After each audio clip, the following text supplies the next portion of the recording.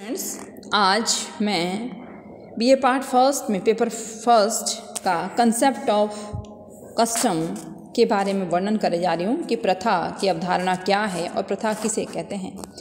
जैसे हम जानते हैं कि मनुष्य एक सामाजिक प्राणी है और समाज बिना नियमों के नहीं चलता है।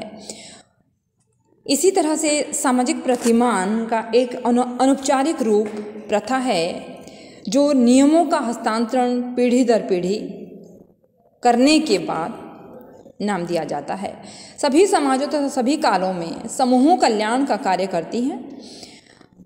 ये एक प्रकार का व्यवहार है जिनकी स्थिति सामाजिक प्रतिमानों के विभिन्न प्रकारों के विकास में जनरीति एवं रूढ़ियों के बीच में हैं। जब रीतियाँ पीढ़ी दर पीढ़ी हस्तांतरित होती हैं तो ये समाज द्वारा स्वीकृत मानी जाती हैं, अर्थात जनरीतियाँ एवं प्रथाएं एक दूसरे के पूरक मानी जाती हैं। बिना रीतियों के, बिना प्रथाओं के एक दूसरे का विकास नहीं हो सकता है।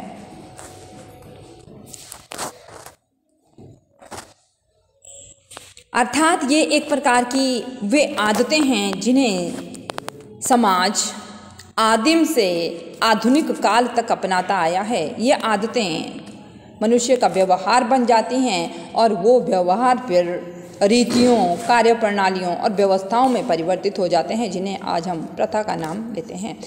अर्थात नव आदर्शों में एक रूपता पाई जाने वाली यह एक प्रक्रिया है। तब ये प्रथाएं जनरीतियाँ कहलाती हैं जब इनमें एक रूपता विद्यमान होती हैं। जैसे कि हम जानते हैं, मैकाइवर एवं पेज ने कहा है कि सामाजिक मान्यता प्राप्त व्यवहार ही समाज की प्रथाएं कहलाती हैं। अर्थात मैकाइवर एवं पेज का कहना है कि सामाजिक प्रतिमान तभी समाज द्वारा मान्यता व्यवहार माने जाते हैं जब समाज उन्हें पीढ़ी दर पीढ़ी हस्तांतरित करता है और पीढ़ी दर पीढ़ी अपने जीवन में अपने लक्ष्यों और आवश्यकताओं की पूर्ति के लिए उनको प्रयोग करता है।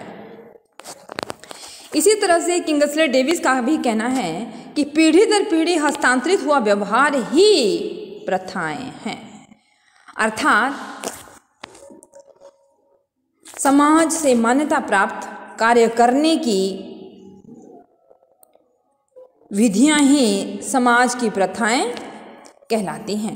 यदि हम प्रथा का वर्णन करते हैं तो प्रथा एक प्रकार का ऐसा व्यवहार है जो समाज द्वारा मान्यता प्राप्त है, अर्थात सामाजिक प्रतिमान का अनौपचारिक रूप है जो विभिन्न कालों और विभिन्न समय में पीढ़ी दर पीढ़ी हस्तांतरित किया जाता है। यदि हम प्रथाओं की विशेषताओं का वर्णन करते हैं तो इसकी विशेषताएं निम्नलिखित हैं। जैसे नंबर 1, व्यवहार के तरीके। प्रथा क्या है? व्यवहार करने का एक तरीका है, व्यवहार करने के तरीके हैं जिसे मनुष्य या अथवा समाज या समूह अपनी आवश्यकताओं एवं लक्ष्यों की पूर्ति के लिए प्रयोग करता है।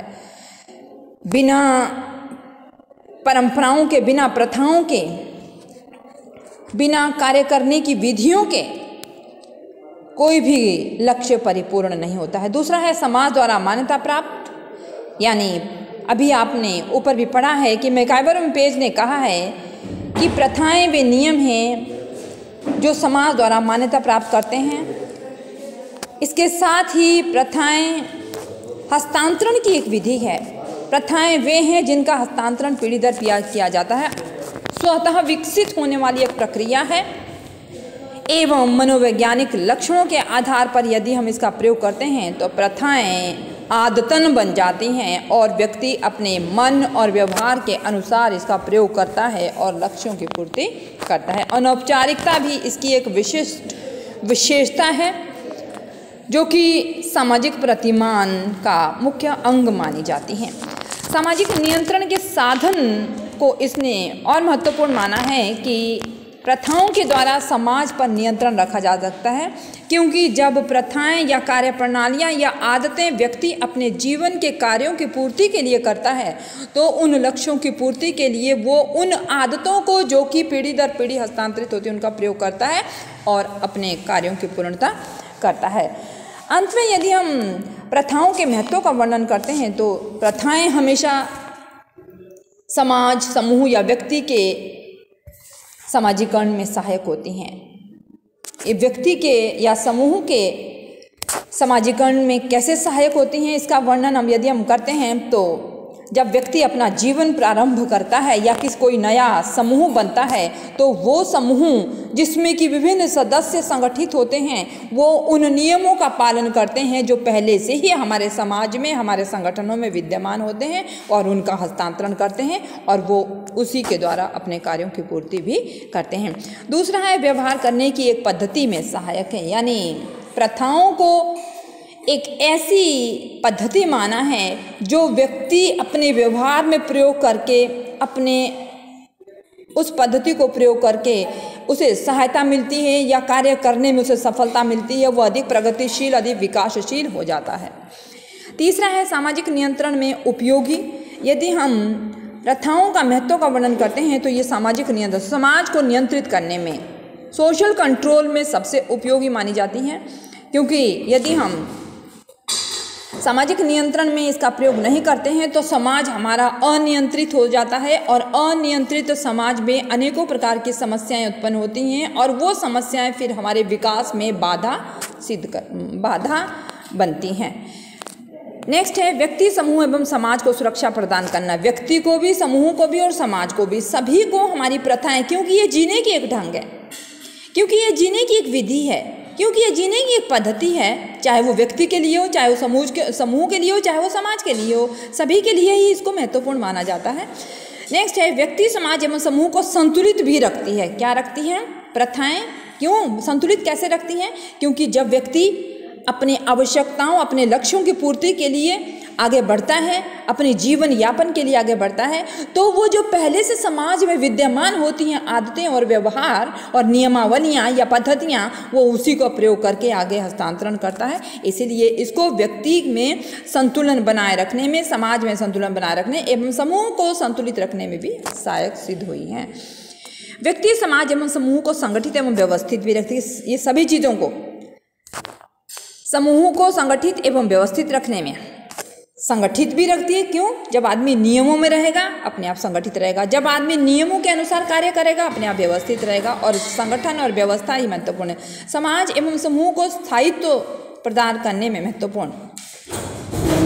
यदि समाज एवं समूह को स्थायित्व प्रदान करने में इसकी महत्वता का वर्णन करते हैं तो समाज एवं समूह इसी के द्वारा एग्जिस्ट करता है, इसी के द्वारा, क्योंकि समाज और समूह हमेशा नियमों के आधार पर बनता है और नियम हमारी, जब नियम बार बार कोई आदतें या कोई व्यवहार प्रयोग किए जाते हैं तो वो प्रथाएं बन जाती हैं। अंत में सामाजिक संपर्क बनाए रखने में हमेशा प्रथाएं एक दूसरे के साथ जोड़ती हैं, एक दूसरे के साथ कड़ी का काम करती हैं, एक दूसरे के साथ सामाजिक संपर्क बनाए रखने में सहयोग करती हैं। इसके साथ ही यदि हम प्रथाओं का संक्षेप में वर्णन करते हैं तो प्रथाएं जीने का एक ढंग है, प्रथाएं कार्य करने की एक विधि है, प्रथाएं स्वतः ही विकसित होती हैं और अनौपचारिक है तथा सामाजिक नियंत्रण रखने में भी सहयोग देती हैं। धन्यवाद। आज मैं आपको इसके साथ ही एक असाइनमेंट देती हूँ कि प्रथाएं किसे कहते हैं, समाज में इसके महत्व का वर्णन